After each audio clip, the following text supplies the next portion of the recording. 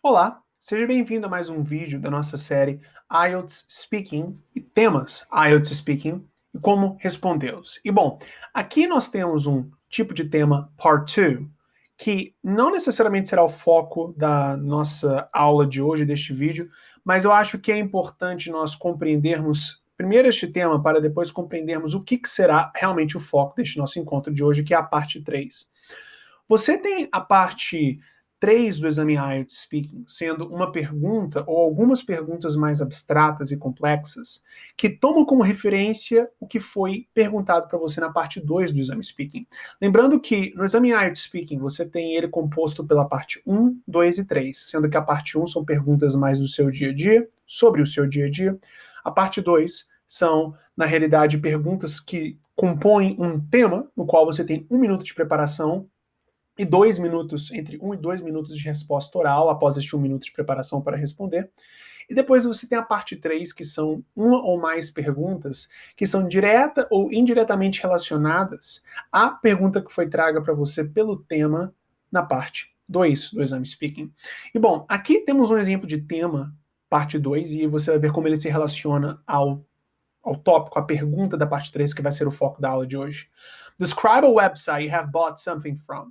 You should say what the website is, what you bought from this website, how satisfied you were with what you bought, and explain what you liked and disliked about using this website. Ou seja, aqui temos um tema que envolve, na realidade, a dinâmica de websites, e mais especificamente online shops, ou seja, lojas online, não é? E agora vem uma pergunta tipo parte 3, relacionada, portanto, à pergunta apresentada na parte 2. What are some possible disadvantages of buying things from online shops? Então aqui, definitivamente, então agora vimos o que será o foco da aula, ou seja, uma pergunta mais abstrata, relacionada aqui indiretamente, mas de forma completamente compreensível, à pergunta traga pelo tema da parte 2. Então vamos ver aqui o que temos em mãos.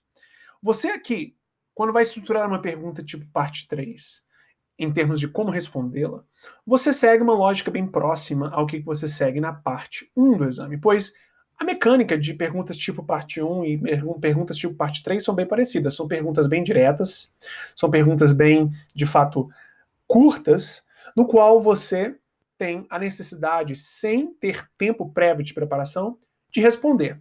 E quando você tem essas perguntas bem diretas para você sendo feitas, você, se não tiver aquele norte que você tem na parte 2 do exame, onde, como você mesmo vê, existem pontos indicando exatamente o que você tem que dizer, caso você não tenha isso, é muito fácil você se sentir perdido ou perdida. E, portanto, nós temos o que nós denominamos da fórmula OJE, opinião, justificativa e exemplificação. Então, sempre quando você tem uma pergunta aberta, an open question, uma pergunta aberta sendo feita assim para você, o que você faz é efetivamente estar dando uma opinião, uma justificativa e uma exemplificação. Mesmo se você tem perguntas que são bem complexas, onde que existem várias formas de serem abordadas, ou até mesmo aqui neste exemplo de pergunta, onde que você tem quais são as desvantagens. Alguém pode, de fato, elencar várias desvantagens, não somente uma.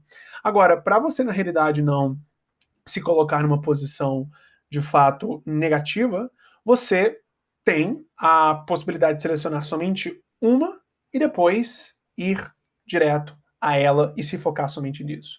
E será exatamente isso que nós, na realidade, vamos estar nos focando agora. Então vamos começar com uma opinião, e aqui temos uma opinião no qual eu fiz certas edições da opinião que a priori eu estabeleci no começo do vídeo, porque assim eu acho que você vai ter de fato uma dinâmica ainda mais explícita sobre como que uma resposta tipo parte 3 deve ser idealmente estruturada, tudo bem? Então vejamos o que temos aqui. Online shopping has become so popular in many countries because of several reasons. The main reason, of course, is the convenience. After all, buying something which you really like from the comfort of your home is almost always preferable to going outside and wasting valuable time on the road. But at the same time, it may offer disadvantages. Então temos aqui o seu posicionamento. Agora vem a justificativa para o posicionamento anteriormente dado. Online shoppers have been facing fraud since the start of the internet, which can be considered a disadvantage of buying things online. Since there is no human contact, it may be easier for thieves to defraud online buying processes and steal a lot of money. Então, temos aqui a justificativa do porquê que você sente que existem desvantagens oferecidas pelo processo online, como foi aqui estabelecido logo na primeira parte da sua resposta, na opinião. E depois temos, por último, o exemplo. Então, você deu a sua opinião, você deu a sua justificativa, e agora, por último, um exemplo que ilustra o que foi estabelecido por você como sendo, de fato, algo real no mundo. Então, vejamos aqui o exemplo. Last month, for example, I bought a pair of shoes for half the price I saw it selling for at a physical shop. It didn't arrive yet, and I'm feeling that it was a fraudulent shop.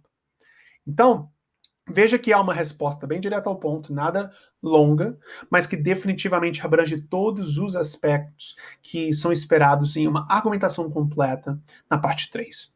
Então, eu lhes desejo uma genuína e real prática IELTS Part 3, tendo em vista essa pergunta, e qualquer outra pergunta Part 3 IELTS Speaking que você tenha, seguindo esta mecânica que aqui foi explicada. Opinião, justificativa e exemplificação, tudo bem?